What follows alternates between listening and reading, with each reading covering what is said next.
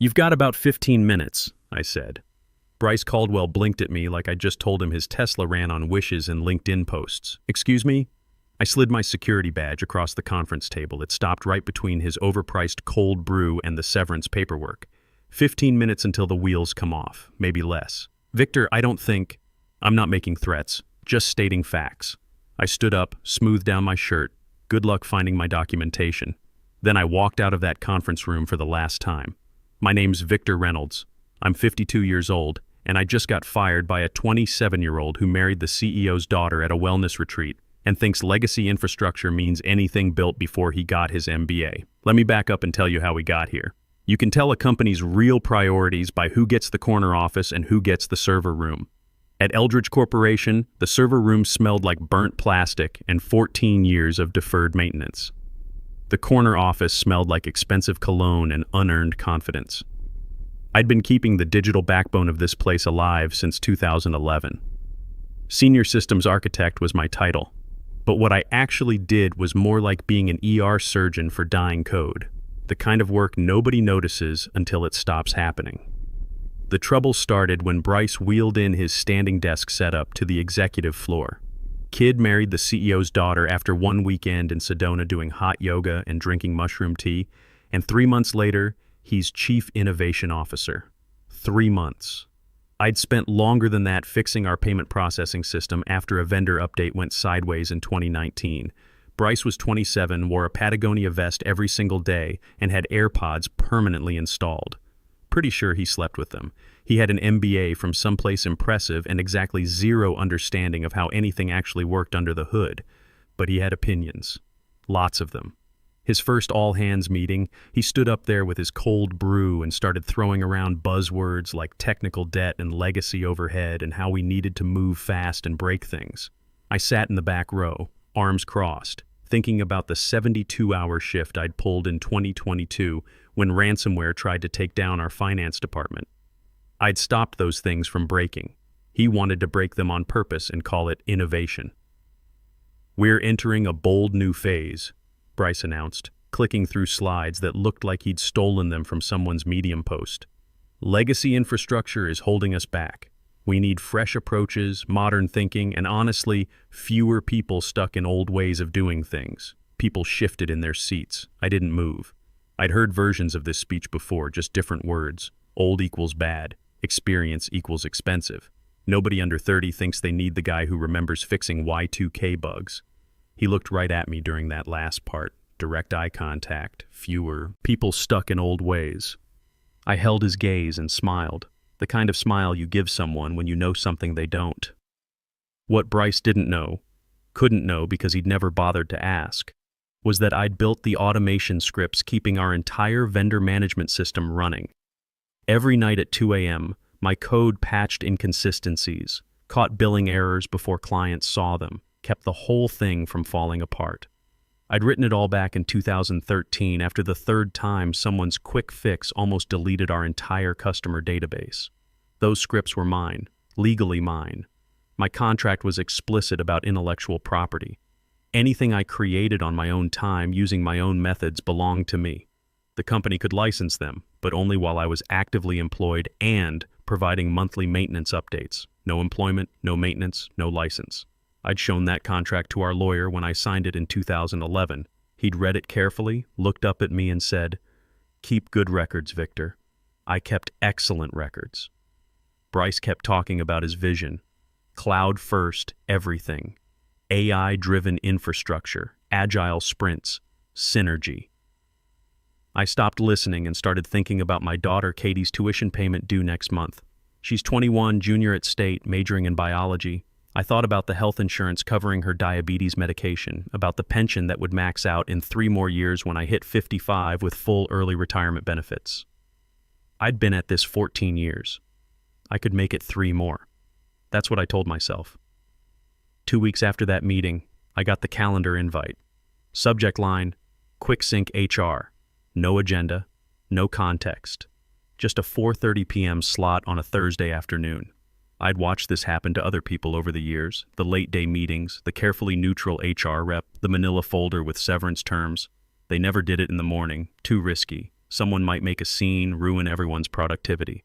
Better to wait until the end of the day when people are tired, ready to go home, less likely to fight back. I showed up at 4:28 p.m., professional to the end. Bryce was there, sitting casual on the edge of the conference table with his leadership coach, some guy named Trevor who wore $300 designer sneakers and called himself a culture transformation specialist. Angela from HR sat in the corner, looking like she'd rather be literally anywhere else. She pushed a branded folder across the table toward me. "Victor," Bryce started, and I could tell he'd practiced this in the mirror. "You've been an important part of Eldridge's journey, really important, but we're restructuring to align with where the industry is heading. More agile, more collaborative, more forward-focused." I didn't blink, just waited.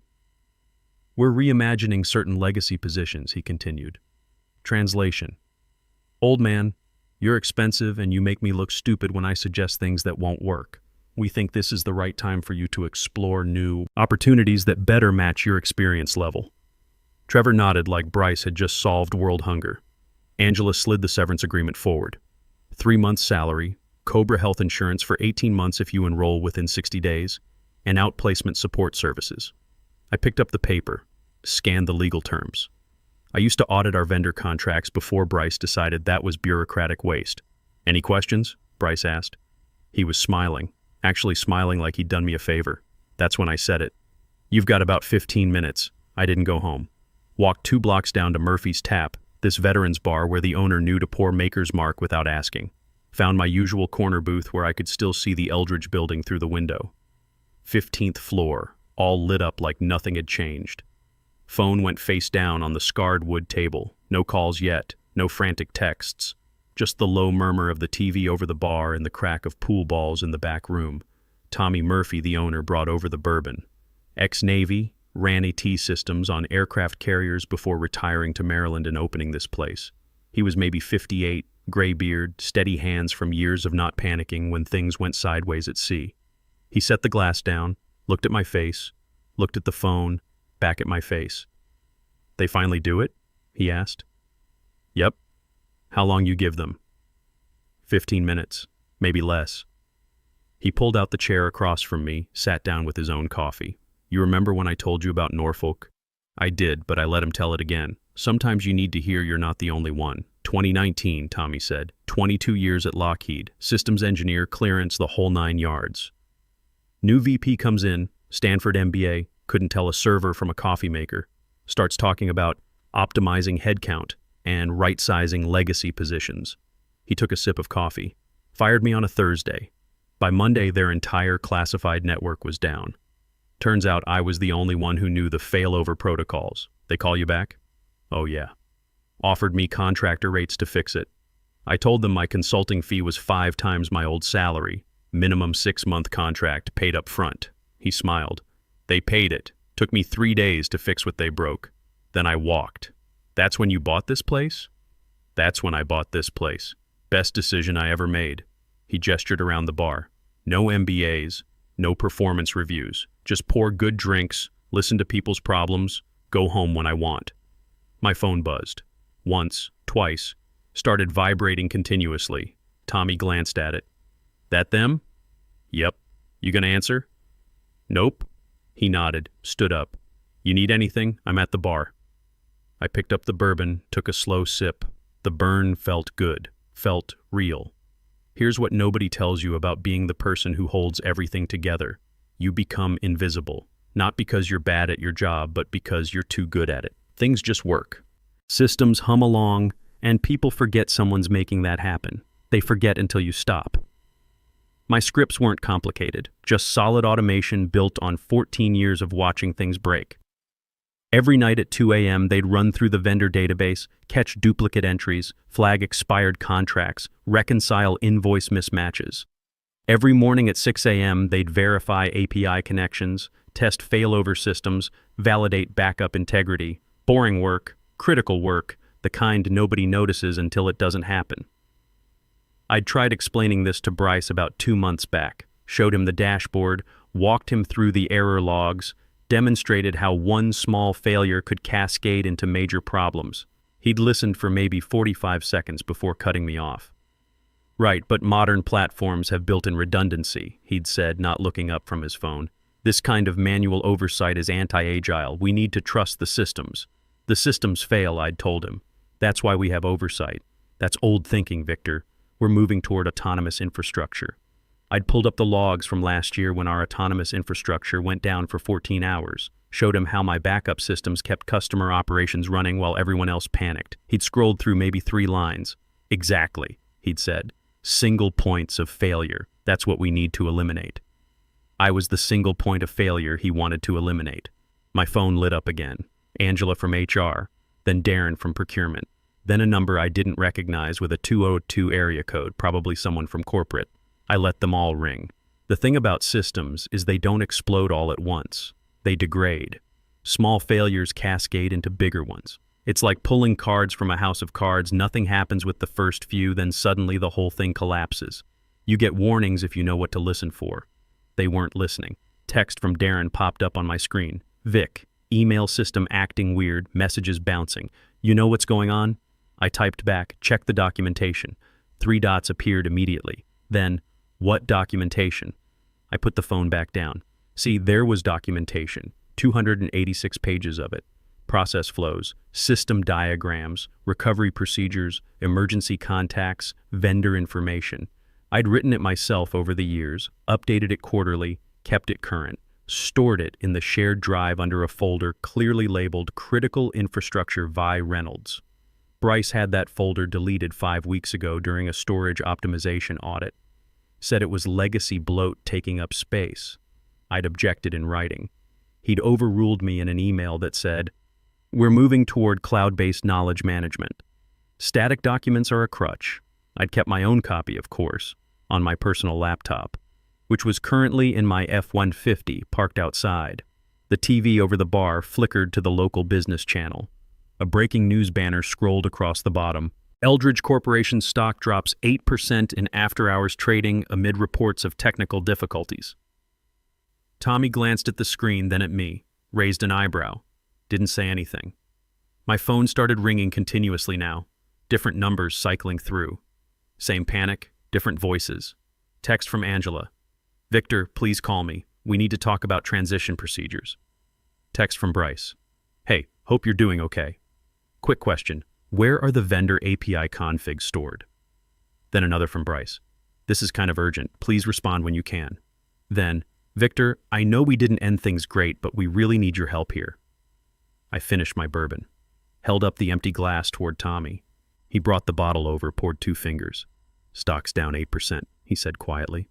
"Just getting started," I said. "You sabotage anything?" "Didn't touch a thing. Just stopped fixing it. There a difference?" I looked at him. Big difference. Sabotage is breaking something that works. This is just letting broken things stay broken. He thought about that, nodded slowly, walked back to the bar. Behind me, the TV anchor was talking. Sources inside the company report widespread system failures affecting multiple departments. I picked up my phone, scrolled through the messages. 17 now. The desperation was ramping up. My daughter had texted earlier before the meeting. "Good luck today, Dad. Love you." She didn't know I'd been fired. Didn't know her insulin coverage just became a problem. Didn't know I'd spent 3 years counting on a pension that just evaporated. But she'd know I didn't beg.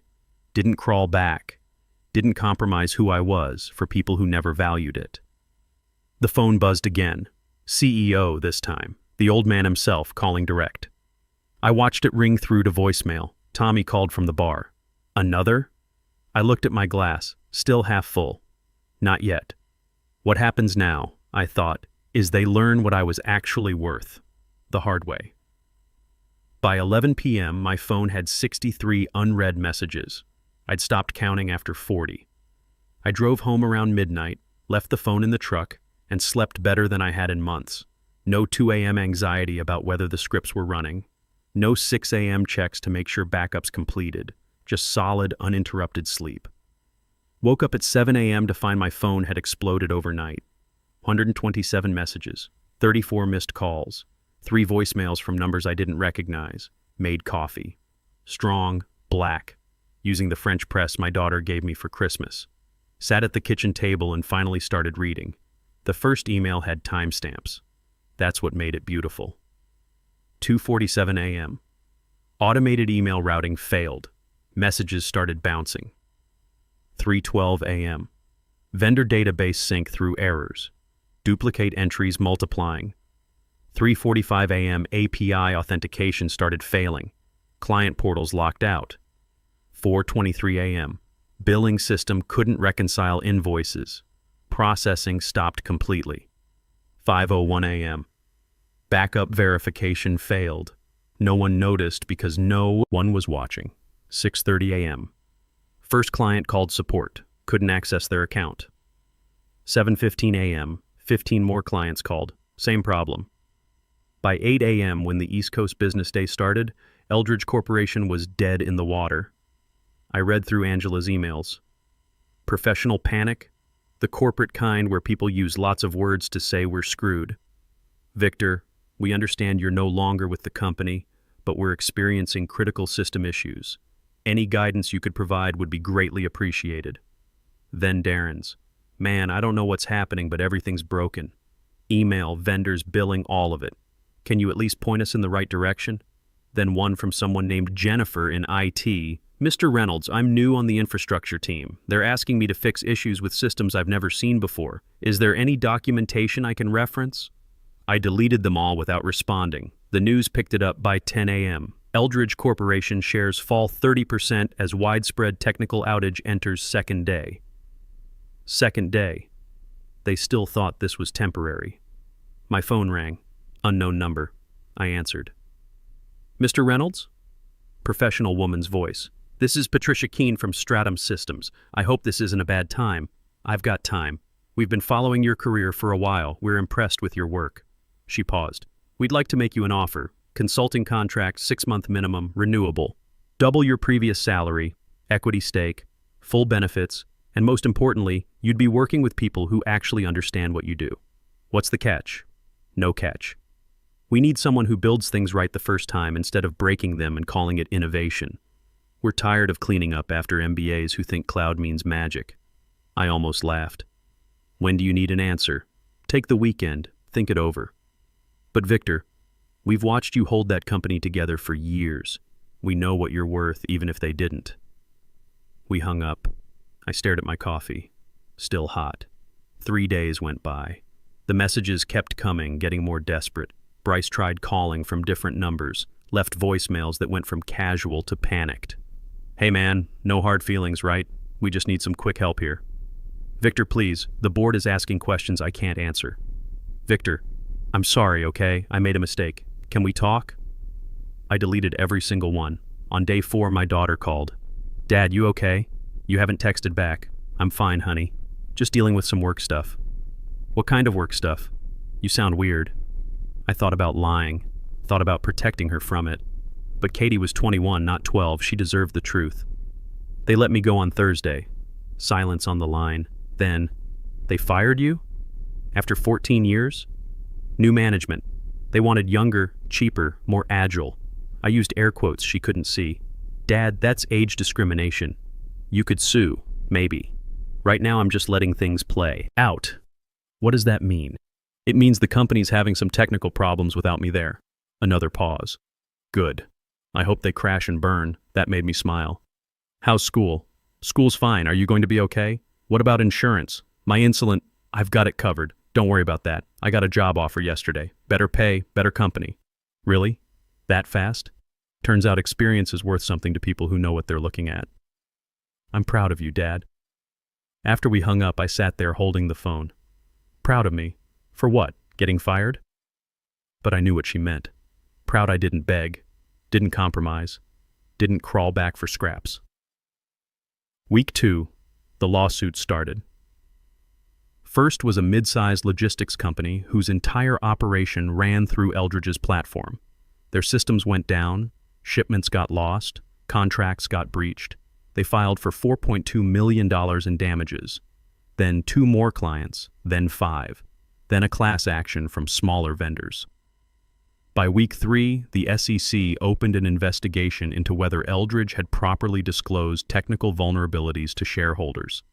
That's when the subpoena arrived at my house. Certified mail, thick envelope, law firm letterhead I recognized. They weren't suing me. They wanted me to testify. Mr. Reynolds, you are hereby requested to provide expert testimony in the matter of shareholders versus Eldridge Corporation. Your technical expertise and documentation of prior warnings are material to this case. I read it twice. They wanted everything. Email warnings, meeting notes, incident reports.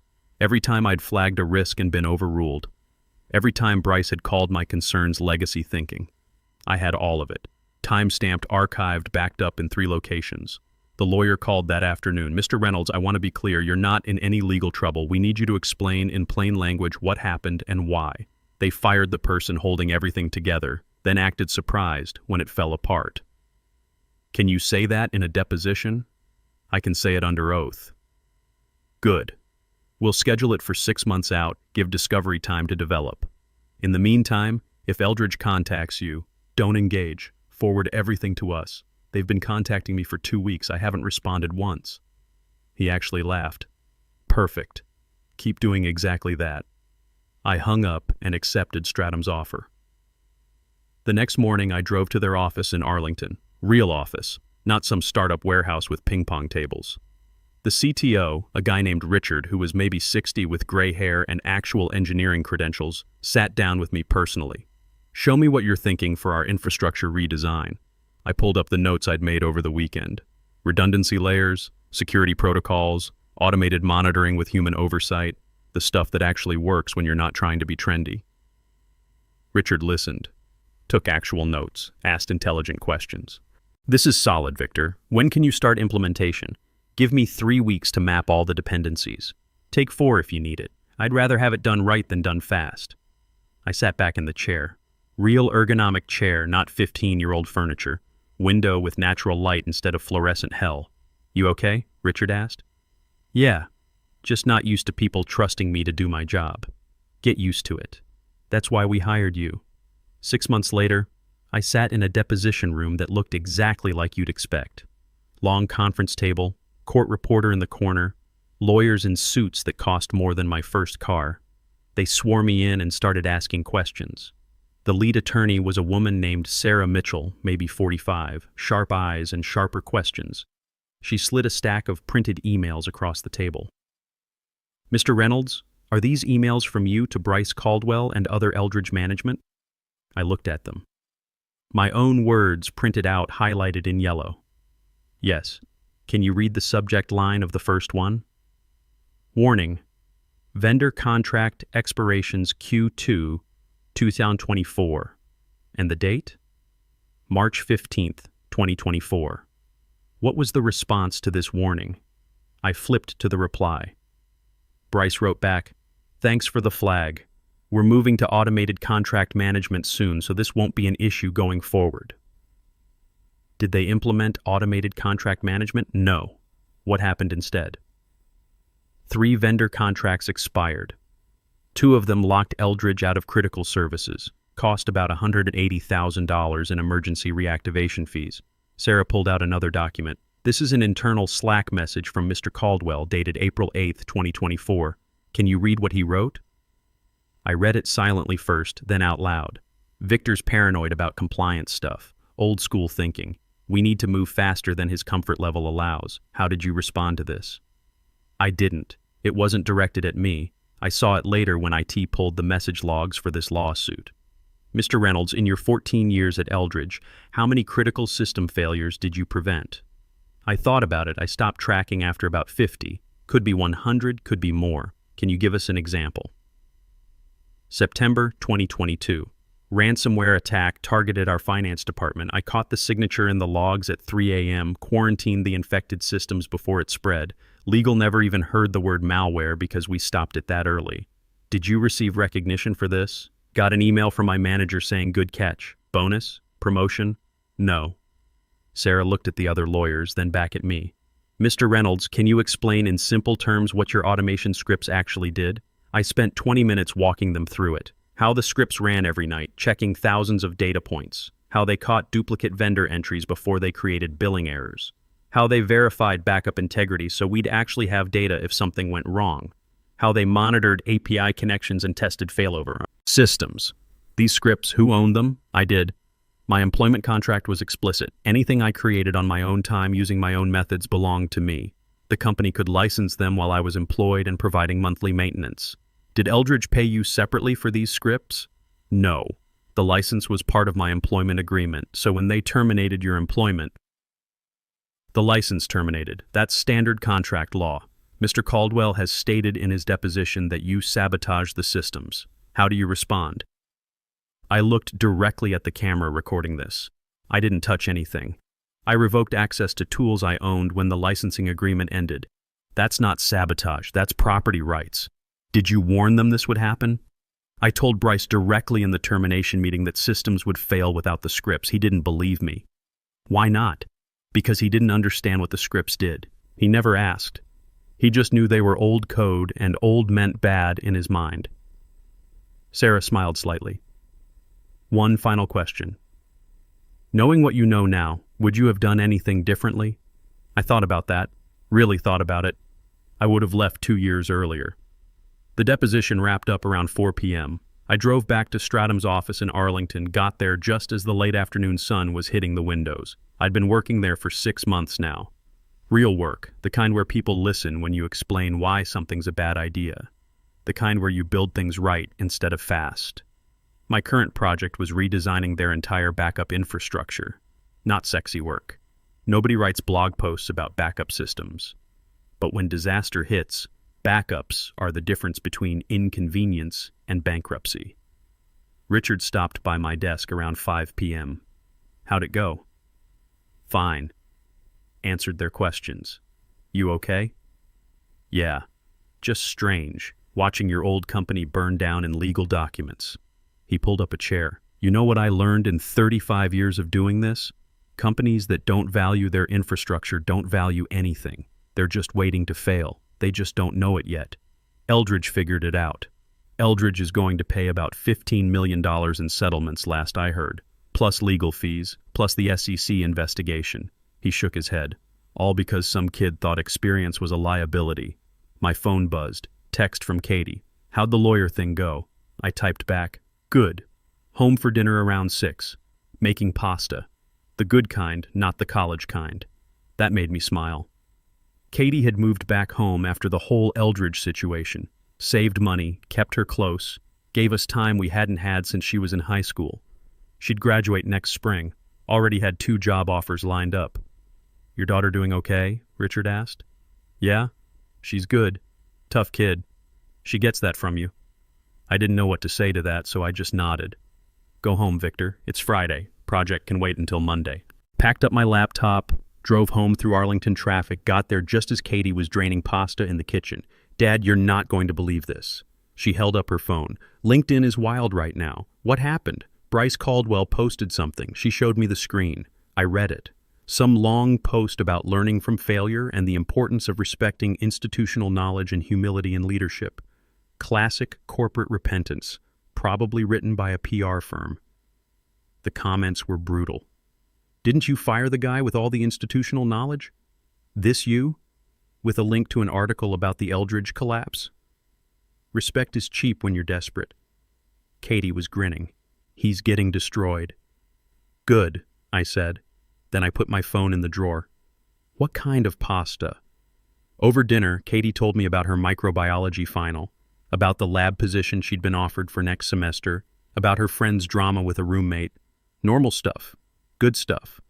I told her about the deposition, about how strange it felt to sit in a room full of lawyers talking about my old job like it was ancient history. You miss it? She asked. The work, sometimes. The people? No. You like Stratham better? Stratham actually listens when I talk. That's worth more than you'd think. After dinner, I sat on the back porch with a maker's mark, not celebrating anything, just unwinding. My neighbor, retired Marine named Bill, wandered over with his own drink. He was maybe 62, gray hair and a buzz cut, worked in military logistics before retiring. Heard you had depositions today. News travels fast. Small neighborhood. He pulled up a chair. How'd it go? They asked questions.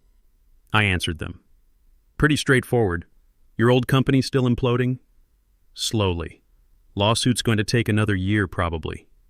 He nodded, sipped his whiskey. You know what they say. Best revenge is living well. I thought about that. Thought about the last 6 months, better job, better pay, respect, time with my daughter, sleep at night without worrying about systems failing. I think the best revenge, I said, is just letting people fail on their own terms. I didn't sabotage anything, just stopped saving them from themselves. There a difference? Big difference. One makes you the villain, the other just makes you absent. Bill raised his glass. I'll drink to that. We sat there in the quiet, watching the sun set over the neighborhood. My phone was inside in the drawer.